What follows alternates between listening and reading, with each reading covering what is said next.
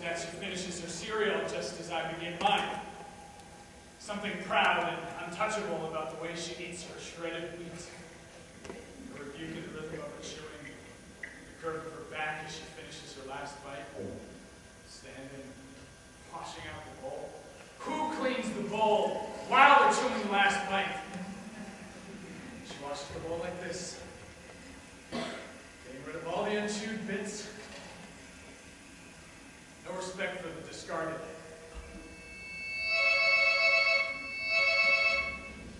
I ran to the subway in the rain. I didn't say goodbye. I didn't have an umbrella.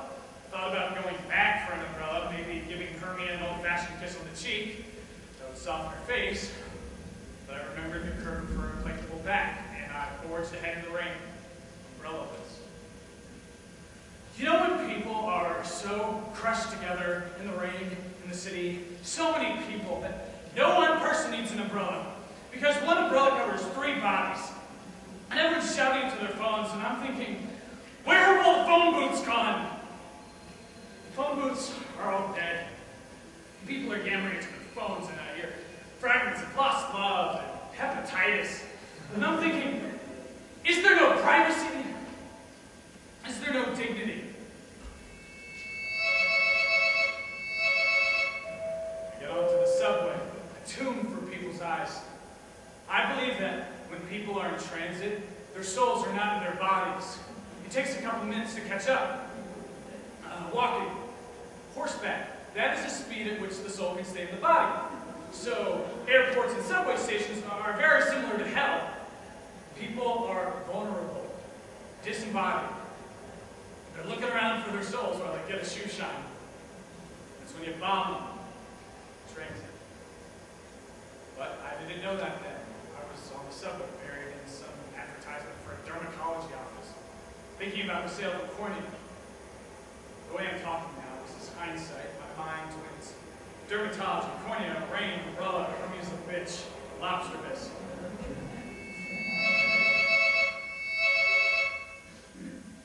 I wouldn't really say that I sell organs for a living. I connect people. See, a man in a run needs money real bad, but he doesn't need his own kidney. A woman in Sydney needs a new kidney, but she doesn't need her own cash. I put these two together. You're a sick person.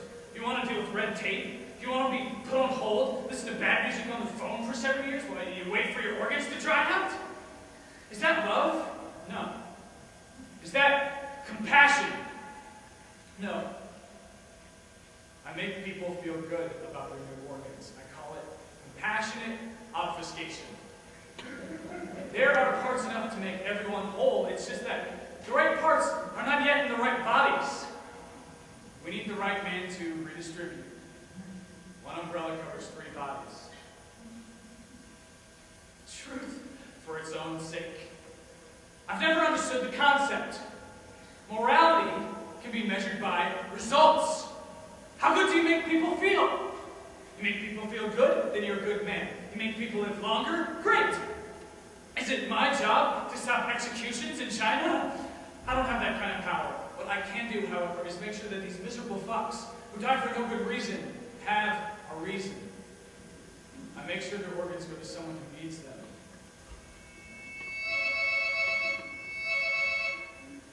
There was the surgeon I knew once who did organ extractions in China. Highly trained surgeon. Couldn't stand it after a while. Political prisoners, not even dead yet, made him sick. Now he's a sushi chef in New Jersey. I showed up one day at his counter. I ate his hamachi. Excellent. I don't dip my sashimi in soy sauce. Sushi is for adults. If you want to really taste your sushi, taste it.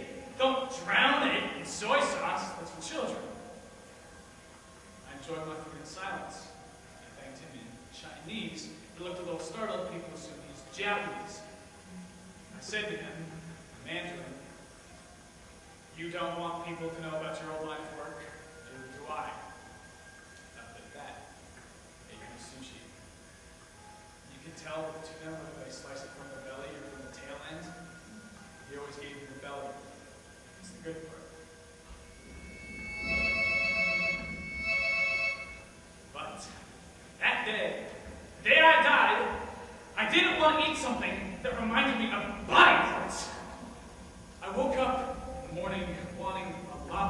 bisque.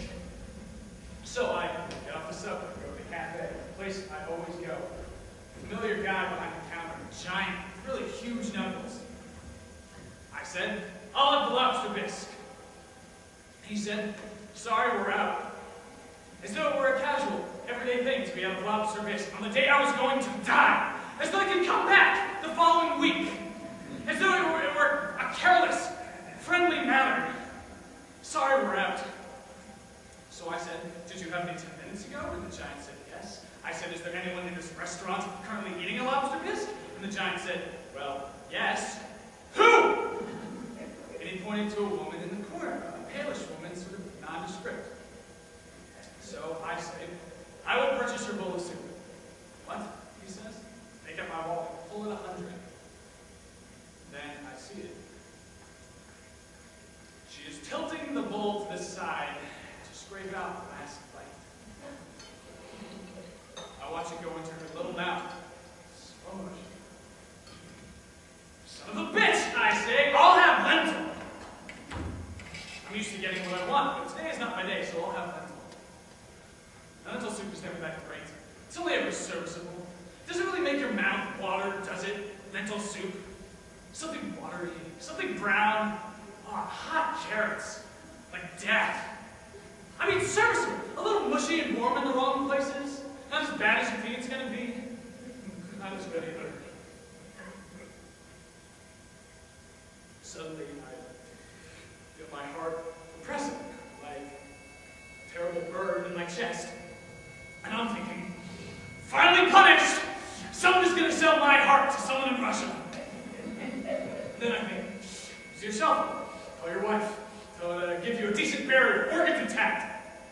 The wife's not supposed to know you sell organs, so just call the wife and say goodbye. But no, she doesn't love you enough to have the right tone of voice on your deathbed. The kind of voice you'd like to hear indescribably tender. A deathbed voice. No longer holding it in. God, the things people hold back from each other. Whole lives. Most people give in at the last moment. Not her man, no. She keeps sealed up. She'll keep a little bit extra for herself. That last nugget of pride. She'll reserve it for her tin can spine. So she'll have an extra half inch of height. God, thin, wet, cold wedge between. No, I can't call her. No, a disappointment. So, call your mistress, mother. No, mother would say, what a way to die, Gordon, in a cafe. No, not mother. Dwight. A man doesn't call his brother on his deathbed. No, he wants a woman's voice. When the heart keeps on heaving itself up. Out of my chest, into my mouth. And I'm thinking, that bitch over there ate all the lobster bisque! This is all her fault!